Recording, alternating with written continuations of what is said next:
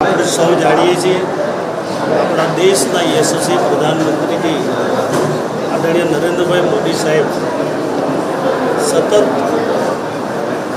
4,399 દિવસ એકદમ સફળતાપૂર્વક એમણે પૂર્ણ કર્યા અને પૂરા દેશની અંદર જ્યારે 12 વર્ષ પૂર્ણ થયા પછી જે રીતેનો ઉજવણી થઈ રહી છે, અનેક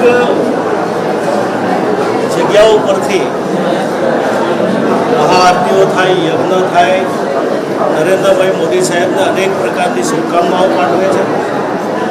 જે રીતે એમણે વિકસિત દેશ બનાવવા માટે જે કામ કર્યું છે, એક ગરીબના ઘર સુધી પહોંચીને એની સુખાકારીમાં કેવી રીતે મદદ થઈ શકે એ પ્રકારની અનેક પ્રકારની યોજનાઓ, આ ખૂબ લાંબા ગાળાની સિદ્ધિઓ ગુજરાતની અંદર સતત એકદમ 13 વર્ષ સુધીનું શાસન, ત્યારબાદ 12 વર્ષનું શાસન, આ દેશની જનતાની સેવા કરવાની જે એમને તક મળી, એની અનેક પ્રકારની સિદ્ધિઓ આ પ્રદર્શની દ્વારા જોવા મળે છે.